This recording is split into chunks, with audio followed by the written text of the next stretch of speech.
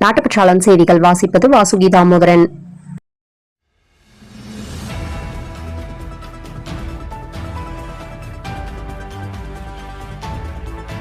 ஆந்திர மாநில நந்தியாலயா அருகே நந்திகோட்கூரில் +1 படிக்கும் மாணவி காதலிக்க மறுத்ததால் இளைஞர் ஒருவர் வீடு புகுந்து பெட்ரோல் ஊற்றி எரித்துக் கொலை.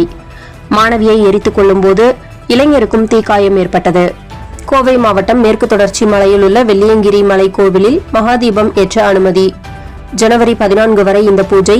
கார்த்திகை மகாதீபம் ஏற்ற அனுமதிக்கப்பட்டுள்ளது. சென்னை உயர்நீதிமன்றத்தில் வனத்துறை தகவல்.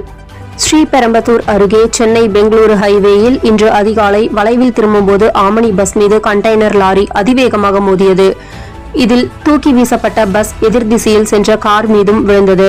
இந்த கோர விபத்தில் சாலையில் நடந்து சென்ற ஒருவர் மற்றும் பஸ்ஸில் பயணித்த 9 பேர் படுகாயமடைந்து ஆபத்தான நிலையில் மருத்துவமனையில் அனுமதிக்கப்பட்டுள்ளனர்.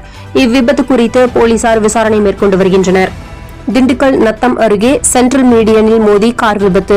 காரைக்குடியை சேர்ந்த ஐயப்ப பக்தர்கள் சென்ற கார் நேற்று நள்ளிரவில் சேர்வீடு பிரிவு அருகே சாலை தடுப்பில் மோதியதில் ஓட்டுநர் காயம். நத்தம் போலீசார் விசாரணை.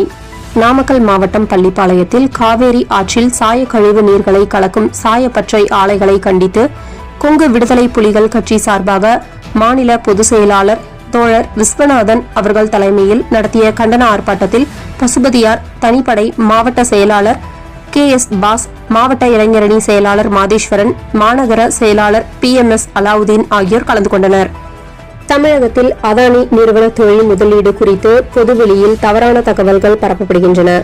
அதானி என்னை வந்து சந்திக்கவும் இல்லை, நான் அவரை பார்க்கவும் இல்லை என சட்டசபையில் நடந்த விவாதங்களில் தமிழக முதல்வர் மு.க.ஸ்டாலின் விளக்கம் கொடுத்தார். மாதம் தவறாமல் வெளிவரும் நாட்டுப்பற்றாளன் பத்திரிகையின் செய்தியாளராக பணிபுரிய விருப்பமுள்ளவர்கள் கீழே உள்ள நிர்வாக அலைபேசி எண்களில் தொடர்பு கொள்ளலாம். 7947789115 மற்றொரு எண் 9944341033. நாட்டுப்பற்றாளன் யூடியூப் சேனலில் விளம்பரம் செய்து பயன்பெறுங்கள்.